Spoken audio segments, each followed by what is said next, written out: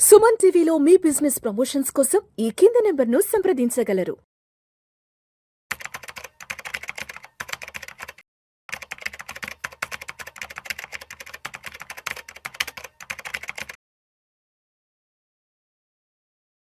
సాయిరామ్ గారు నమస్తే సార్. నమస్తే విష్ణు గారు. సాయిరామ్ గారు, ఒక సింపుల్ క్వశ్చన్. చేతిలో ₹1,00,00,000 క్యాష్ ఉంది, వెళ్ళేసి ఒక మంచి ఇల్లు కొనుక్కొని హ్యాపీగా ఇంట్లో ఉండడం మంచిది అంటారా? సరే ఇల్లు వద్దులే అని చెప్పేసి అదే ₹1,00,00,000 తీసుకెళ్ళి వేరే ఎక్కడైనా ఇన్వెస్ట్మెంట్ చేసుకోవడం బెటర్ అంటారా? సో ఈ క్వశ్చన్ చాలా సింపుల్గా చెప్పారండి, కాకపోతే ఇది చాలా కాంప్లెక్స్గా ఉంటుంది ఆన్సర్ చేయడానికి. ఎందుకంటే ప్రతి ఒక్కరికి ఒక యూనిక్ ఉండదా దీనికి. ఇప్పుడు వాళ్ళ పర్సన్ యొక్క స్టేటస్ బట్టి, ఫైనాన్షియల్ స్టేటస్ అండ్ వాళ్ళ current income levels, future goals, వీటి బట్టి ఇది మారుతూ ఉంటుంది. సో సింపుల్గా ఒక 3 కేసెస్ డివైడ్ చేసుకుందాం. ఆ పర్సన్కి ఏంటంటే తక్కువ ఇన్కమ్ ఉంది, లేదా అసలు ఇన్కమే లేదు, and he has a very stable mind. So అతనికి బై ల్యాండ్ సెల్ చేయడం వల్ల by any means he got ₹1 crore అనుకుంది. సో ఇప్పుడు అతను ఇల్లు కొనడం కన్నా దాన్ని ఇన్వెస్ట్ చేసి మంత్లీ ఒక 50,000-60,000 రూపీస్ దాని ద్వారా ఇన్కమ్ తీసుకోవడం బెటర్. సో అది మనకి ఎఫ్డీలో చేసినా వస్తుంది, లేదా ఒక మ్యూచువల్ ఫండ్ ఎస్డబ్ల్యూపీ ద్వారా అయినా కానీ మనకు వస్తుంది, లేదా మనకి ఇన్సూరెన్స్ పాలసీలో పెట్టినా కానీ మనం తీసుకోవచ్చు మంత్లీ ఇన్కమ్ కింద. సో వీళ్ళకి ఏంటంటే మంత్లీ ఇన్కమ్ వచ్చినప్పుడు ఆ క్యాష్ ఫ్లో అనేది ఉంటుంది. సో క్యాష్ ఫ్లో ఉన్నప్పుడు ఏమవుతుంది, వాళ్ళ లైఫ్ స్టైల్ అనేది ఇంప్రూవ్ అవుతుంది. సో మేబీ ఒక 15,000-20,000 రెంట్కి వెళ్ళినా కానీ మిగిలిన 40,000తో ఈ can spend a good quality life. ఎందుకంటే అంతకుముందు ఇన్కమ్ ఏమీ లేదు. సో దట్ వాళ్ళ పిల్లల్ని కొంచెం మంచి స్కూల్స్లో చదివించడానికి అవకాశం ఉంటుంది ఉన్నంతలో. సో అదే మొత్తం తీసుకెళ్ళి ఇల్లు కొన్నారనుకోండి, సో రేపు మంచి క్వాలిటీ లైఫ్ స్టైల్ ఉండదు, జస్ట్ ఇల్లు మాత్రమే ఉంటుంది, రెంట్ సేవ్ అవ్వచ్చు. సో దీనికి ఏంటంటే ఒకవేళ మంచి ఇన్కమ్ కనుక లేకపోతే బెటర్ దాన్ని ఇన్వెస్ట్ చేసి దాని ద్వారా క్యాష్ ఫ్లోస్ జనరేట్ చేసుకుంటే మంచి స్కోప్ అనేది ఉంటుంది. నెక్స్ట్, స్టేబుల్ మైండే లేదనుకోండి, ఈ కేసులో కనుక ఖచ్చితంగా ఇల్లే కొనాల్సింది. ఎందుకంటే స్టేబుల్ మైండ్ లేని వాళ్ళు ఎక్కడ ఇన్వెస్ట్ చేసినా కానీ వాళ్ళకి వెంటనే తీయాలనిపిస్తే వెంటనే తీసేస్తారు. అండ్ ఇవి మోస్ట్లీ ఫినాన్షియల్ అసెట్స్ కాబట్టి ఈజీగా ఒక సింగిల్ క్లిక్తో మనకి అకౌంట్లోకి వచ్చేస్తాయి. సో అప్పుడు ఇల్లు అయితే అమ్మడానికి అయితే టైం పట్టవచ్చు, అండ్ ఫ్యామిలీ మెంబర్స్ ఒప్పుకోకపోవచ్చు. సో స్టేబుల్ మైండ్ కనుక మీకు లేదు అనిపిస్తే కనుక better go for an house. ఎందుకంటే ఇవి జనరల్గా ఎప్పుడు విత్డ్రా చేస్తారంటే అవి ఎప్పుడైతే నెగిటివ్లో ఉన్నాయో అప్పుడే విత్డ్రా చేస్తారు. ఒకటి పడుతుందన్న భయంతో విత్డ్రా చేయొచ్చు, లేదా పెరగకుండా అక్కడే ఉన్నాయన్న దాంట్లోనే విత్డ్రా చేయొచ్చు. సో స్టేబుల్ మైండ్ లేని వాళ్ళు అయితే కనుక better go for a straight away house. Next, నాకు స్టేబుల్ మైండ్ ఉంది, నాకు మంచి ఇన్కమ్ కూడా ఉంది. సో ఇప్పుడు అతను ఎన్నో ఇల్లు కొన్నాడు, ఇది his first house or second house. So first house అయితే కనుక ఇల్లు కొనుక్కోవచ్చు, కానీ ఉన్న అమౌంట్ మొత్తం పెట్టకుండా ఓ 20% వరకు డౌన్ పేమెంట్ కట్టి మిగతా అది మంచి ఇన్కమ్ ఉంది కాబట్టి బ్యాంకర్ దగ్గరికి వెళ్ళి లోన్ తీసుకుంటే కనుక ఆ బ్యాంక్ లోన్తో మనం హోమ్ని తీసుకోవచ్చు. సో మీరు చెప్పినట్టు 1 crore అన్నారు, ఒక 20 lakhs డౌన్ పేమెంట్ కట్టేసి మిగిలిన 80 lakhsని మనం లోన్ కింద బ్యాంక్ నుంచి తీసుకోవచ్చు. ఈ రోజుల్లో మోస్ట్లీ 7.5%కి మోస్ట్ ఆఫ్ ది బ్యాంక్స్ అనేది మనకి ఇస్తున్నారు హోమ్ లోన్ని. సో నేను దాన్ని 7.5 కన్నా ఇంకా ఒక 0.5% ఎక్కువ వచ్చేటట్టు పెట్టినా కానీ నాకు బెనిఫిటే కదా. సో నా దగ్గర ఉన్న మనీని ఎక్కువ రిటర్న్ వచ్చే దగ్గర ప్లేస్ చేసుకుంటే కనుక అక్కడ వర్కౌట్ అవుతుంది. అండ్ ఇక్కడ ఉండేది ఏంటంటే ఒక 10 years తర్వాత చూద్దాం. సో ఇలా చేశారు, 10 years తర్వాత ఏమవుతుంది, హోమ్ వాల్యూ డబుల్ అవుతుంది. జనరల్ 7% వేసుకున్నా కానీ మనం ఒక 12% వచ్చే అసెట్ క్లాస్లో పెట్టామనుకుందాం. సో నా 80 lakhs ఏమవుతుంది, ఆల్మోస్ట్ 3 crores పైన అవుతుంది. ఇక్కడ నా 1 crore హౌస్ 2 crores అయింది, నాకు క్యాష్ ఏమో నేను ఇన్వెస్ట్ చేసింది 3 crores పైన అయింది. సో ఆల్మోస్ట్ నాకు 5 crores వచ్చేసింది. అండ్ నేను తీసుకున్న లోన్ ఏంటి, 80 lakhs. అది ఆ 10 years తర్వాత వచ్చేసరికి ఆల్మోస్ట్ ఒక 70 lakhs వరకు ఉండొచ్చు. సో పోయినా కానీ నేను ఆల్మోస్ట్ 2 crores అబౌవ్ ప్రాఫిట్లోనే ఉంటాను. అదే నా దగ్గర ఉన్నది మొత్తం తీసుకెళ్ళి నేను హోమ్ తీసుకున్నాను, 10 years తర్వాత ఏంటి సిచ్యువేషన్, నా దగ్గర హోమ్ మాత్రమే మిగులుతుంది.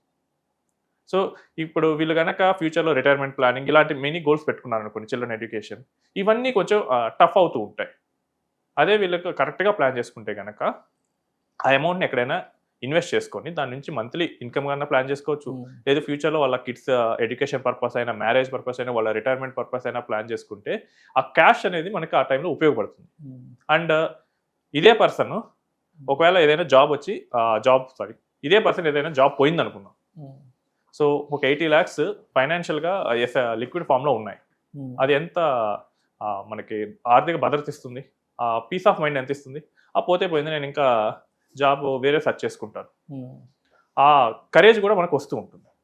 అదే మొత్తం మనం అమ్మేసి హోమ్లోనే ఉన్నాం అనుకోండి, సో రేపు ఎలాగా ఆ క్వశ్చన్ అనేది వస్తూ ఉంటుంది. సో ఇక్కడ డిఫరెంట్ పర్సన్స్, డిఫరెంట్ వాళ్ళ మైండ్ సెట్స్ బట్టి అది మారుతూ ఉంటుంది. అండ్ ఎవరికి సింగిల్ ఆన్సర్ అనేది ఉండదు. So I have seen a person who invested their money in mutual funds and SWP పెట్టుకున్నారు. సో ఒక 1 year మాత్రం ఆయన ఈఎంఐ పే చేశాడు. So he's an IT employee, ఎసెన్షియల్లో వర్క్ చేస్తుంటారు. జస్ట్ 1 year పెట్టేసుకున్న తర్వాత ఆయన నెక్స్ట్ ఇయర్ నుంచి ఎస్డబ్ల్యూపీ వచ్చే అమౌంట్తోనే majority of the part EMI కడుతూ ఉండేవాడు. సో ఇప్పుడు ఆయన పాకెట్ నుంచి ఈఎంఐ ఏం పోవట్లేదు. సో మొత్తం ఆ ఫండే కట్టేసుకుంటుంది. సో అప్పుడు ఆయనకి ఇల్లు ఉంది, అక్కడ ఇన్వెస్ట్మెంట్ అమౌంట్ ఉంది. దీనికన్నా వేరే వాళ్ళు ఏం చేస్తుంటారంటే నాలెడ్జ్ లేకపోయినా లేకపోతే అవేర్నెస్ లేకపోయినా వాళ్ళు మొత్తం తీసుకెళ్ళి మొత్తం పెట్టేస్తూ ఉంటారు. రేపన్న రోజున కష్టం వస్తే ఏంటి పరిస్థితి? మనం వెంటనే ఇల్లు అమ్మటం అంత పాసిబుల్ కాదు కదా. అండ్ చాలామంది ఏంటంటే సెకండ్ హౌస్ కూడా కొంటూ ఉంటారు. సో సెకండ్ హౌస్ కొంటే రెంట్ ఎంత వస్తుందండి? 1 crore 20-25,000. అంటే దాని మీద ఒకవేళ ఇన్కమ్ ట్యాక్స్ కట్టాల్సి వస్తే చాలామంది అయితే ఇప్పుడు కట్టట్లేదు, బట్ ఇన్కమ్ ట్యాక్స్ రూల్స్ ఎంత స్ట్రింజెంట్గా అవుతున్నాయో మీకు కూడా తెలుసు. మొత్తం కలిపి 3% కూడా రాదు. 3% 25,000 వస్తే దాని మీద ట్యాక్స్ ఉంటే మళ్ళీ దాని మీద మున్సిపాలిటీ వాళ్ళకి జిహెచ్ఎంసీ కట్టాలి అండ్ మనం మెయింటెనెన్స్ చేయించాలి. ఫర్ ఎగ్జాంపుల్ ఏదైనా పెయింట్ సరిగ్గా లేదంటే రిపేర్లు, అవి వాష్రూమ్ రిపేర్స్, ట్యాప్ రిపేర్స్ ఉంటాయి కదా. సో వీటన్నింటినీ పోను నాకు తెలిసి రిటైల్ ప్రాపర్టీస్ లో 2% కన్నా ఎక్కువ 2% కంటే ఎక్కువ రాదు. 1% వాటికే పోతుంది. యా. సో దీనికోసం మనం అది చేయాలా? దానికన్నా బెటర్ మన లాంగ్ టర్మ్ గోల్స్ కోసం ప్లాన్ చేసుకుంటే బాగుంటుంది. అండ్ నెక్స్ట్ ఏంటంటే ఇలా ప్లాన్ చేసేటప్పుడు ఏంటంటే మనం గోల్స్ ప్రకారంగా డివైడ్ చేసుకోవాలి వీటిని.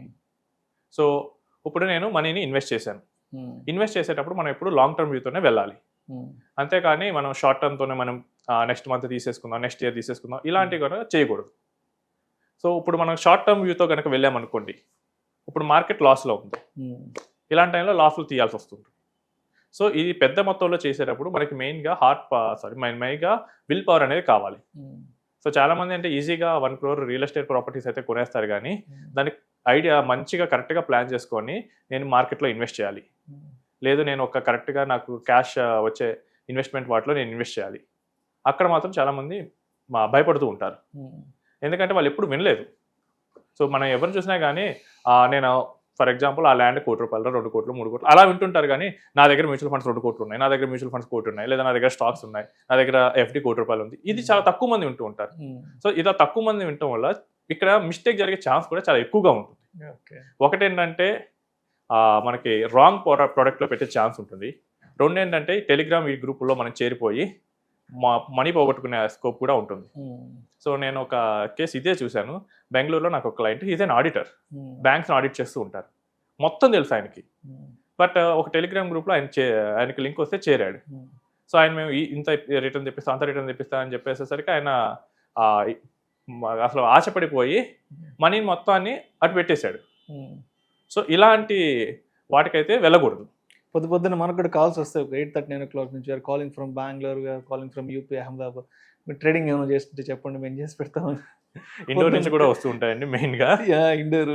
సో అసలు మన డేటా ఆల్రెడీ వాళ్ళ దగ్గర ఉంది. మీకు ఏంటంటే ఫ్రీగా కావాలంటే ఫస్ట్ 1 month ఫ్రీగా ఇస్తాం, చూడండి. మా టెలిగ్రామ్ గ్రూప్లో జాయిన్ అవ్వండి, అక్కడ రోజు స్క్రీన్ షాట్స్ వస్తాయి. అవి కూడా మీరు చూస్తే కనుక అవన్నీ వాళ్ళు ఎడిట్ చేసిన వాళ్ళ మనుషులు ఎడిట్ చేసి పెడతారు, అండ్ వాళ్ళే ఉంటారు ఆ గ్రూప్ లో అంతా కూడా. సో అది మనం అర్థం కాదు ఆ టైంలో. ఇలాంటి అత్యాశకు పోకూడదు. And same time real estate లో కూడా ఇలాంటి అత్యాశలు పోతారండి. ఎందుకంటే నేను చూసాను చాలా మందిని అక్కడ పెడితే కనుక వెంటనే పెరిగిపోయింది. సో మనం ఇలా పెట్టేగానే అలా పెరిగిపోద్ది, వెంటనే నేను అమ్మేస్తాను. వాళ్ళు ఎలా చెప్తారంటే వాళ్ళకున్న ఆ టాకెటివ్ పవర్ తో అక్కడ కాలాన్ని హరిచేస్తారు. ఇలా పెడతాను అలా కొంటాను, ఇలా అలా చేయడానికి మధ్య చాలా మంత్స్ ఆఫ్ గ్యాప్ ఉంటుంది.